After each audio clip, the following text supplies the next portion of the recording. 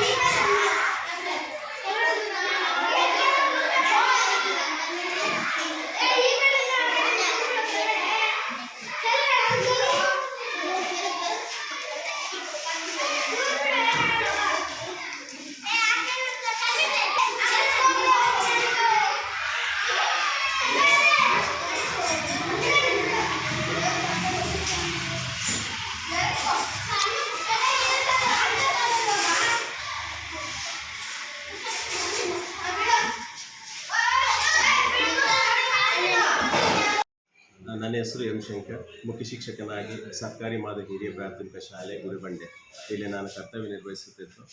ಇದು ಉತ್ತಮವಾದಂಥ ಇತಿಹಾಸವನ್ನು ಹೊಂದಿದೆ. 1856ರಲ್ಲಿ ಪ್ರಾರಂಭಗೊಂಡಿದ್ದು. ಇದರಲ್ಲಿ ಅನೇಕ ವಿದ್ಯಾರ್ಥಿಗಳು ಮಕ್ಕಳು ಇಲ್ಲಿ ವ್ಯಾಸಂಗ ಮಾಡಿದ್ದು, ಅನೇಕ ಕ್ಷೇತ್ರದಲ್ಲೂ ಕೂಡ ಕೆಲಸವನ್ನು ಮಾಡ್ತಾಯಿದ್ದಾರೆ. ಈಗ ಪ್ರಸ್ತುತ 170 ವರ್ಷಗಳಾಗಿದ್ದು, ಇಲ್ಲಿ ಈಗ LKG ಇಂದ ಹಿಡಿದು 8ನೇ ತರಗತಿವರೆಗೆ 310 ವಿದ್ಯಾರ್ಥಿಗಳು ವ್ಯಾಸಂಗ ಮಾಡುತ್ತಿದ್ದು, ಅತ್ಯುತ್ತಮವಾದಂತಹ ಗುಣಾತ್ಮಕ ಶಿಕ್ಷಣವನ್ನು ಪಡೀತಾ ಇದ್ದಾರೆ. ನಂತರ 4 ಕೊಠಡಿಗಳು ಸುಸ್ಥಿತಿಯಲ್ಲಿದ್ದು, 14 ಕೊಠಡಿಗಳು ದುರಸ್ತಿಯಲ್ಲಿವೆ. ಭಯದ ವಾತಾವರಣದಿಂದ ಕೂಡಿದೆ. ನಂತರ ನೆರೆಹೊರೆಯ ಮಕ್ಕಳು ಕೂಡ ಇಲ್ಲಿ ಆಗಮಿಸುತ್ತಿದ್ದು, ಅತಿ ಹೆಚ್ಚು ಮಕ್ಕಳನ್ನು ಹೊಂದಿರುವಂಥ ಏಕೈಕ ಶಾಲೆ ಗುಡಿಬಂಡೆಯಲ್ಲಿ ತಾಲೂಕಿನಲ್ಲಿ ಶಾಲೆಯಾಗಿದೆ. ಪ್ರಾಥಮಿಕ ಶಾಲೆಗೆ ಯಾಕೆ ಮನೆ ಹೊಲಿದು ಪೋಷಕರು ಮತ್ತು ಪೋಷಕರು ಯಾಕೆ ಮನೆ ಹೊಲಿದು ಇಲ್ಲೇ ಬರ್ತಾ ಇದೆ, ಸರ್ಕಾರಿ ಶಾಲೆಗೆ ಬರ್ತಾ ಇದ್ದಾರೆ? ಏನು ಇದ್ರೇನೊಂದು ವಿಶೇಷವಾಗಿದೆಯಾ ಅಂತ? ಸರ್, ಇಲ್ಲಿ ಅತ್ಯುತ್ತಮ ಅಂತ ನುರಿತ ಶಿಕ್ಷಕರು ಇದ್ದು, ಪ್ರತಿಯೊಂದಕ್ಕೂ ಕೂಡ ಪಾರ್ಟ್ B ಅಲ್ಲಿ ಆಗಿರುವಂಥ ಕರಾಟೆ ಆಗಿರ್ಬೋದು, ಚಿತ್ರಕಲೆ ಆಗಿರ್ಬೋದು, ನಂತರ ಯೋಗಾಸನಗಳಾಗಿರ್ಬೋದು, ಪ್ರತಿಯೊಂದು ಕೂಡ B ಪಾರ್ಟನ್ನು ಮಾಡುವಂಥ ಒಂದು ನಿಟ್ಟಿನಲ್ಲಿ ಅನೇಕ ಮಕ್ಕಳು ಬಹಳ ಉತ್ಸಾಹದಿಂದ, ಸಡಗರದಿಂದ, ಮತ್ತು ಪೋಷಕರು ಸಹ ನಮ್ಮ ಮಗು ಗುಣಾತ್ಮಕ ಶಿಕ್ಷಣ ಪಡ್ಕೊಳ್ಳುತ್ತೆ ಎಂಬ ನಿಟ್ಟಿನಲ್ಲಿ ಈ ಶಾಲೆಗೆ ಆಗಮಿಸ್ತಾ ಇದ್ದಾರೆ. ಈಗ ಪ್ರೈವೇಟ್ ಶಾಲೆಗೆ ಕೂಡ ವಿಭಿನ್ನವಾಗಿರುವಂಥ ಶಿಕ್ಷಣವನ್ನು ಇಲ್ಲೆಲ್ಲ ಪಡ್ಕೊತಾ ಇದ್ದಾರೆ. ಸರ್ ಮತ್ತೊಂದು ಪೋಷಕರ ಆರೋಪಗಳೇನೆಂದರೆ ಈಗಾಗಲೇ ಶಿಥಿಲ ವ್ಯವಸ್ಥೆಯಲ್ಲಿರುವ ಶಾಲೆ ಪಾಠ ಪ್ರವಚನ ಮಾಡೋದಕ್ಕೆ ಶಿಥಿಲ ವ್ಯವಸ್ಥೆ ಕೊಠಡಿಗಳಿದೆ ಅಂತ ಹೇಳ್ಬಿಟ್ಟು ಗೊತ್ತಾಯಿತು.